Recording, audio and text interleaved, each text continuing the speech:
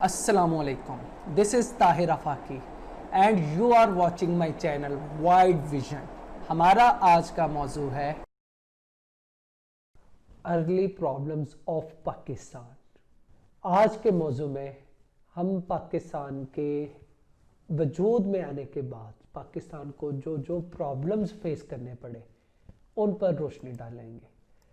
बुनियादी तौर पर पाकिस्तान के वजूद में आने के बाद पाकिस्तान को ढेरों मसाइब का सामना करना पड़ा. कांग्रेस क़यादत ने तो यहाँ तक कह दिया था कि पाकिस्तान एक दिन भी कायम नहीं रह सके. ब्रिटेन प्राइम मिनिस्टर अटली ने यह कहा था कि मैं उम्मीद करता हूं कि पाकिस्तान दोबारा रीयूनियन कर लेगा. इसके साथ साथ इंडिया ने पाकिस्तान पर वो मुश्किलात का आगाज करवाया कि पाकिस्तान की सर्वाइवल का मसला बन गया.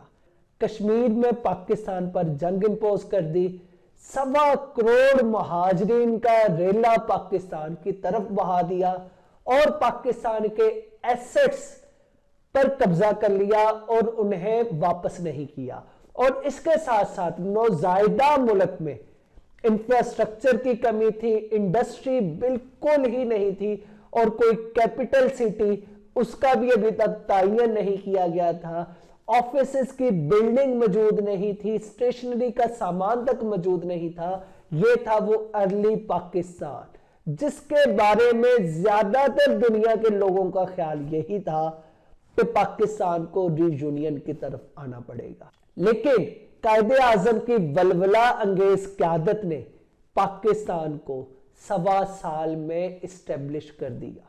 पाकिस्तान को इस हद तक पांव पे खड़ा कर दिया कि पाकिस्तान इन मसाइल का सामना ना सिर्फ भरपूर अज़म के साथ कर सकता है बल्कि आने वाले दिनों में पाकिस्तान अपने आप को एशियन टाइगर बना सकता है.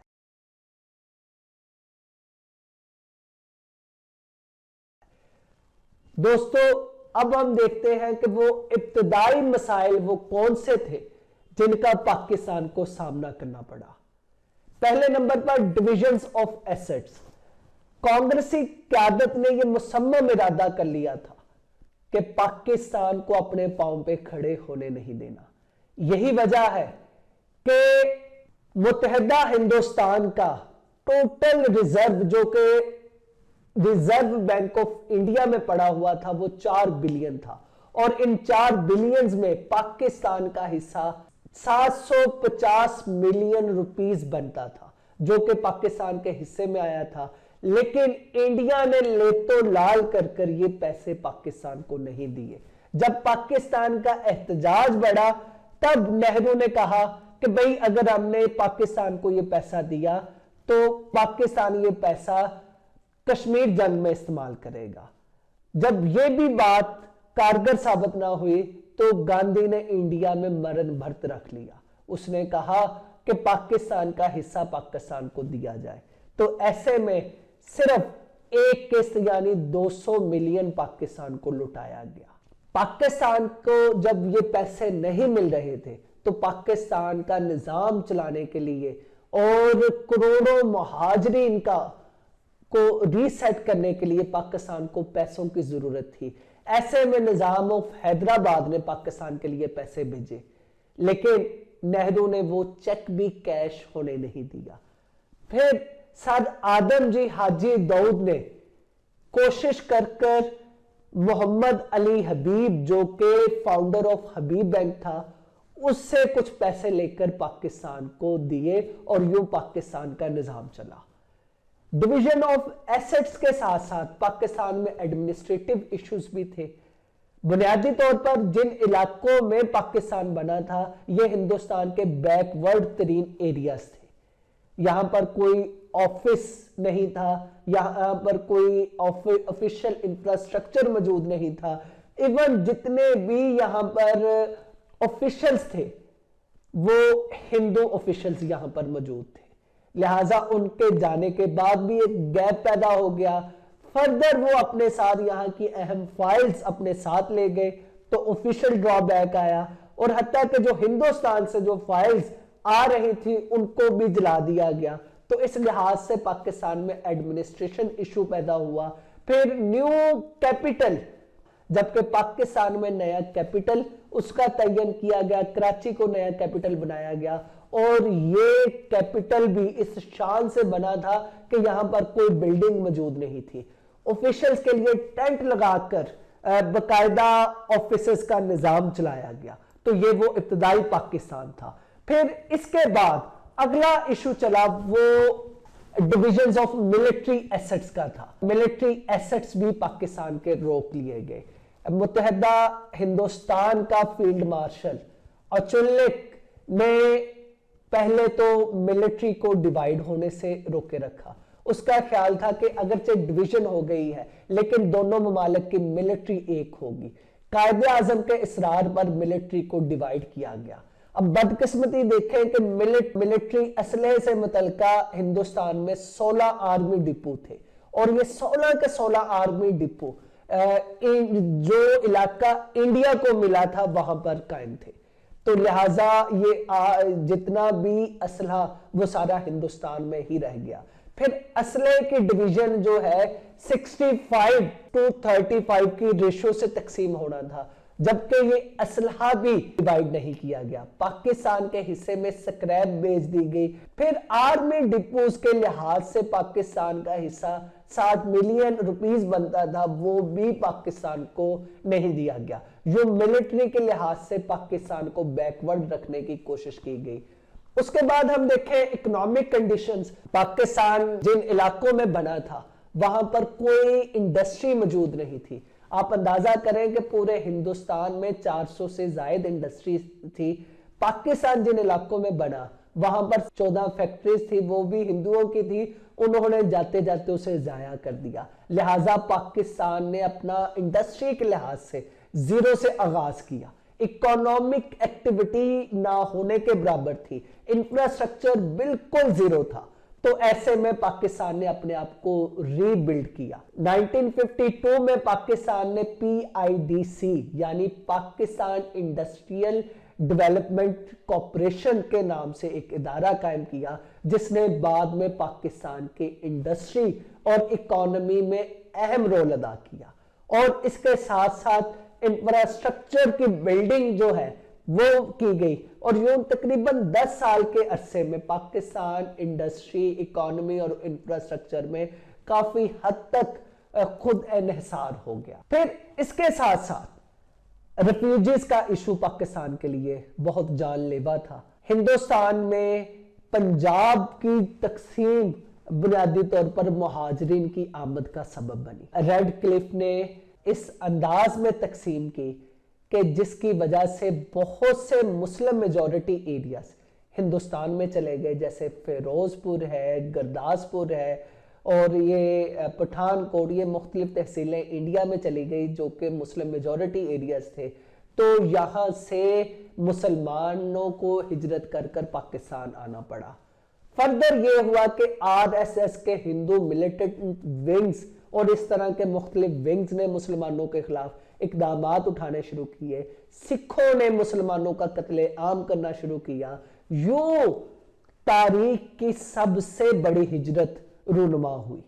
तकरीबन 1.25 करोड़ के करीब मुसलमानों ने हिंदुस्तान से पाकिस्तान हिजरत की। ये मुहाजिरीन का इतना बड़ा रेला, एक नौजायदा रियासत जिसका कोई इंफ्रास्ट्रक्चर नहीं है, जिसके पास इंडस्ट्री नहीं है, जिसके पास इकोनॉमी नहीं है, और इवन जिसके हिस्से में आने वाला पैसा भी इंडिया पाकिस्तान को वापस नहीं कर रहा।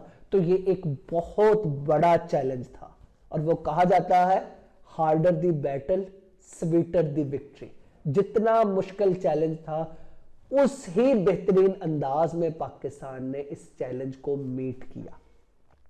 लेकिन ड्यूरिंग दिस चैलेंज इंडिया में जो फसादात बरपा हुए उसमें तकरीबन 16 लाख के करीब मुसलमान शहीद हुए।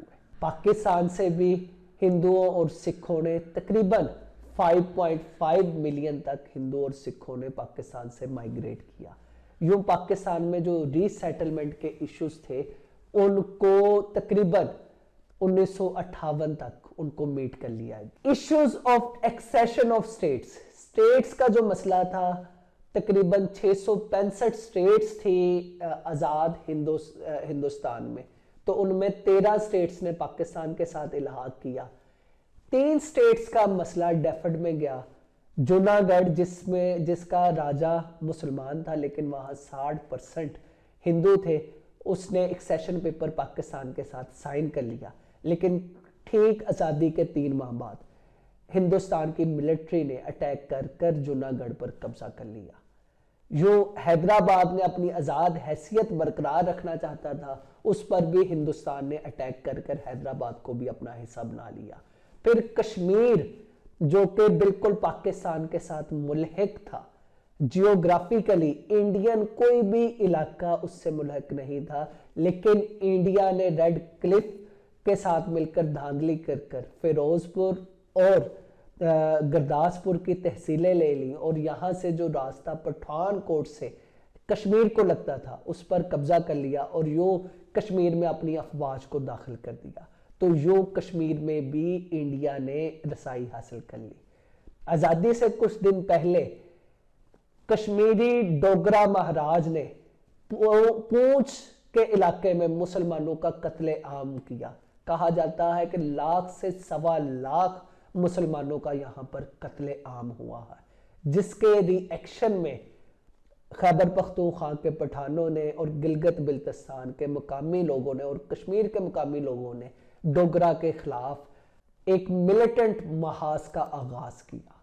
جو کشمیر ایشو رائز ہوا، اور یہاں پر گلگت بلتستان کے لوگوں نے، کشمیر کے لوگوں نے اور خیبر پختونخوا کے لوگوں نے جدوجہد کر گلگت بلتستان کو آزاد کروا لیا۔ کشمیر کا آج جو آزاد حصہ ہے وہ آزاد کروا لیا، حتیٰ کہ یہ لوگ جو انڈیا کے پاس کشمیر ہے یہ بھی فتح کرنے کے قریب تھے، سری نگر کے قریب پہنچ گئے تھے۔ تو ایسے میں جواہر لال نہرو نے نہ صرف اپنی فوجیں بھی انٹر کر دی اور UN میں جا کر سیز فائر کی درخواست فائر کر دی، اور جو افواج جس جگہ پہ تھی وہیں پہ رہی، اور نہرو نے UN میں وعدہ کیا کہ وہ یہاں پر پلیبیسائٹ کروائے گا، جموں اور کشمیر کے لوگ جس بھی ملک کے ساتھ رہنا چاہتے ہیں وہ رہ سکیں گے، لیکن اس نے اپنا وعدہ وفا نہیں کیا، اور آج تک یہاں کشمیر میں پلیبیسائٹ نہیں کروایا۔ یاد رکھ لیں کہ پارٹیشن پلان میں یہ بات موجود تھی کہ جن علاقوں میں مسلم میجورٹی ایریاز ہوں گے وہ پاکستان میں شامل ہوں گے، تو کشمیر میں 85% میجورٹی مسلمانوں کی تھی۔ جو کشمیر آج تک ہندوستان کے ہاتھوں میں ہے۔ پھر اس کے بعد انفیئر باؤنڈری ڈسٹریبیوشن کا مسئلہ ہوا۔ سر سرل ریڈ کلف جو کہ پنجاب کی باؤنڈری کا تعین کرنے کے لیے جن کو برطانیہ سے بلوایا گیا، لیکن انہوں نے لارڈ ماؤنٹ بیٹن اور نہرو کے ساتھ مل کر انفیئرلی فیروز پور اور گرداسپور کی تحصیلیں یہ انڈیا کے قبضے میں دے دی، جس کی وجہ سے انڈیا کو کشمیر میں پٹھان کوٹ کے ذریعے اپنی افواج داخل کرنے کا موقع ملا۔ یوں ایسا مسئلہ شروع ہوا جو کہ آج تک حل نہیں ہو سکا۔ یہی وجہ ہے کہ قائد اعظم نے فرمایا تھا کہ Radcliffe award is an unjust, incomprehensible and even unperverse award۔ پھر اس ایوارڈ کی وجہ سے فیروز پور اور گرداسپور جب انڈیا کے پاس چلا گیا تو دریائے راوی کا فیروز پور ہیڈ ورکس وہ بھی انڈیا کے قبضے میں آ گیا۔ یوں انڈیا نے دریائے راوی کا پانی بھی روک دیا، دریائے ستلج اور بیاس کا پانی بھی روک دیا، اور پاکستان کی زمینوں کو بنجر کرنے کا موقع ہاتھ میں لیا۔ اور اس کے ساتھ ساتھ انڈیا نے یہ کام بھی کیا کہ کشمیر میں داخل ہو کر پاکستان کے باقی دریاؤں پر بھی قبضہ کرنے کی بھرپور کوشش کی۔ تو یہ ایشو اس حد تک بڑھا کہ 1952 میں خان لیاقت علی خان نے انڈیا کے ساتھ جنگ کرنے کی دھمکی دی۔ تو یہ مسئلہ زیادہ بڑھتا کہ انٹرنیشنل باڈیز نے اس میں انٹرفیئر کرنا شروع کیا، اور ورلڈ بینک کی ثالثی کے ساتھ 1960 میں انڈس واٹر ٹریٹی سائن کیا گیا، جس کے تحت پاکستان نے اپنے حصے کے 3 دریا انڈیا کو دے دیا اور 3 دریا اپنے پاس رکھ لیے۔ इंडिया के पास रावी, सतलुज और ब्यास, इंडिया का हक इस पे तस्लीम कर लिया गया। जेहलम, चनाब और सिंध पर पाकिस्तान का हक तस्लीम कर लिया गया। लेकिन बदकिस्मती ये है कि इंडिया पाकिस्तान के भी इन दरियाओं पर अब आए दिन डैम तामीर करता रहता है। तो ये मुख्तलिफ प्रॉब्लम्स थे जो कि पाकिस्तान को फेस करने पड़े और ग्रेजुअली पाकिस्तान ने इनका हल निकाल कर एक स्ट्रॉन्ग एंड स्टेबल पाकिस्तान की बुनियाद रखी।